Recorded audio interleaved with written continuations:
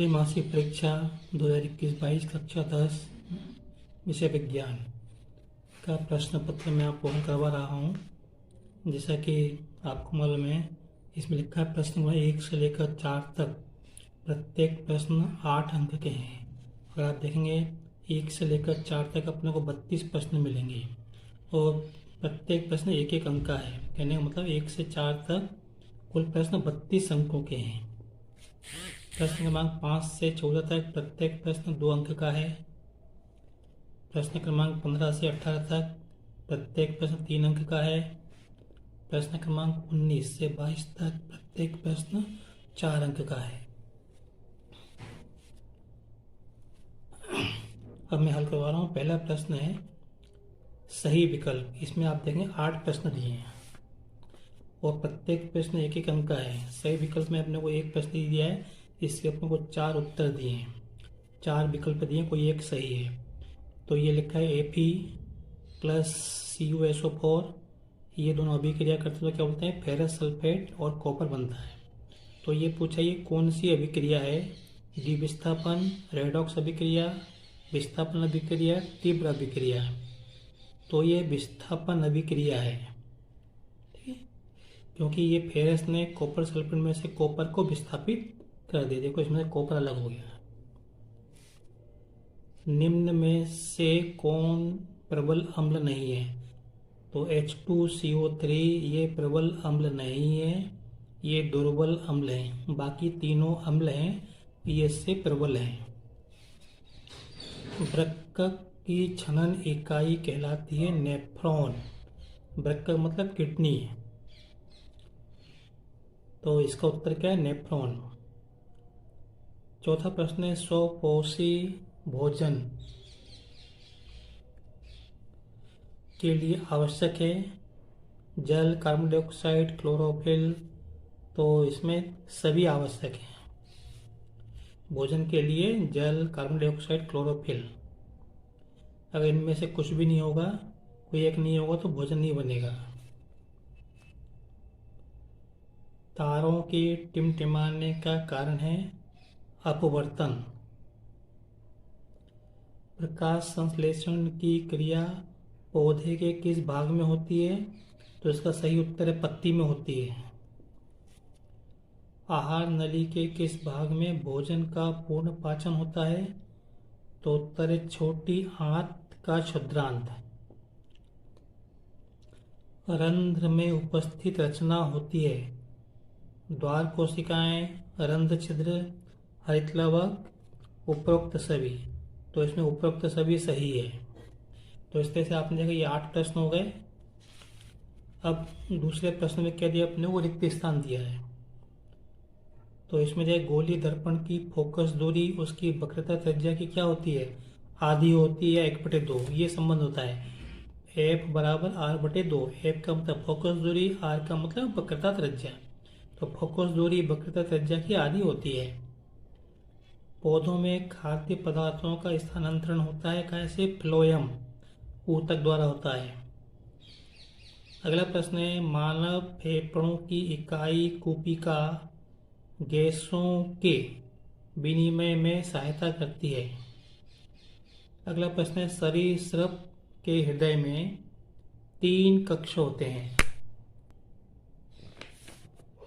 अब देखो लोहे में जंग लगना ये कौन सी क्रिया का उदाहरण है, तो देखो ये रासायनिक क्रिया भी हो सकती है, इसको मंद अभिक्रिया भी कह सकते हैं, ठीक है। और संचारण कहते हैं, लोहे में जंग लगना होता है संचारण कहते हैं ऐसा, तब संचारण भी लिख सकते हो।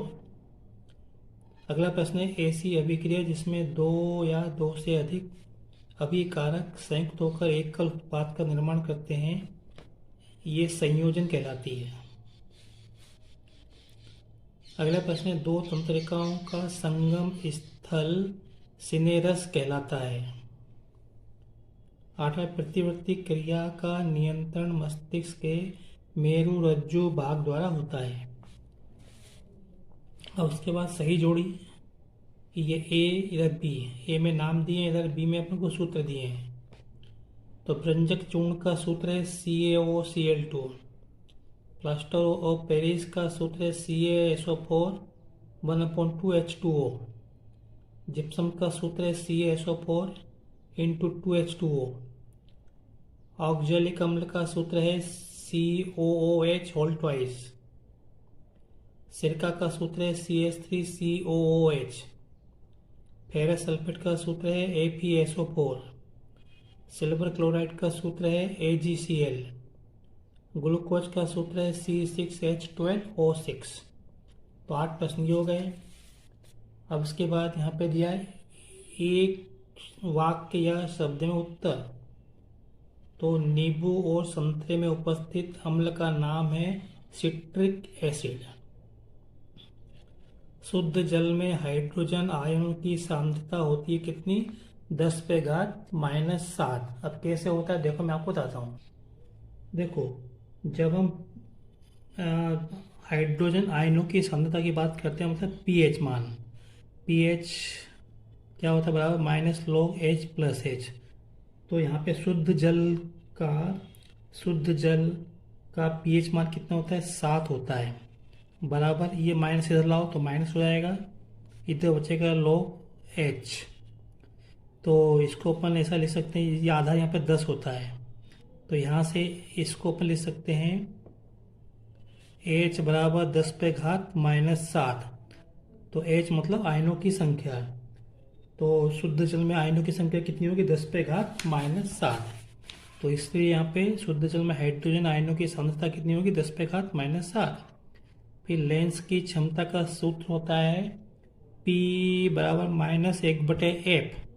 F क्या? फोकस दूरी है, और ये मीटर में नापते हैं, वो माइनस में होती है। दर्पण का सूत्र होता है 1/F बराबर 1/U प्लस 1/V। F से मतलब फोकस दूरी, U से मतलब दर्पण से वस्तु की दूरी, V का मतलब दर्पण से प्रतिबिंब की दूरी। फिर अगला है, वाहनों में पीछे के ट्रैफिक को देखने के लिए कौन सा दर्पण इस्तेमाल किया जाता है? तो इसका सही उत्तर है उत्तल दर्पण। उत्तल दर्पण का उपयोग करते हैं। आपने देखा होगा साइड में उत्तल दर्पण लगा, तो उत्तल दर्पण में हमेशा प्रतिबिंब छोटा और सीधा बनता है। फिर उसके बाद है, प्रतिबिंब की ऊंचाई तथा बिंब की ऊंचाई का अनुपात क्या कहलाता है? तो देखो, आपने देखा होगा किताब के अंदर प्रतिबिंब की ऊंचाई को I से बताते हैं और वस्तु की ऊंचाई को O से बताते हैं। इसको हमने M कहा था। तो ये जो अनुपात होता है इसको आवर्धन कहते हैं। तो प्रतिबिंब की ऊंचाई या लंबाई और वस्तु की लंबाई का जो अनुपात होता है उसको हम आवर्धन कहते हैं। तो इसका उत्तर क्या लिखोगे? आप आवर्धन लिखोगे।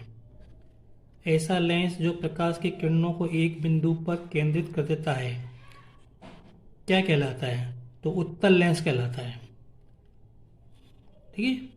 और आपने देखा होगा जब आप धूप के अंदर लेंस रख के हाथ जलाते हो तो उत्तल लेंस होता है, और अवतल लेंस क्या करता है? किरणों को फैलाता है। तो आज के वीडियो में इतना ही, और आगे के प्रश्न अगले वीडियो में करेंगे। अगर आपको मेरा वीडियो पसंद आया हो तो इसे लाइक करें, शेयर करें और सब्सक्राइब करें। Thank you.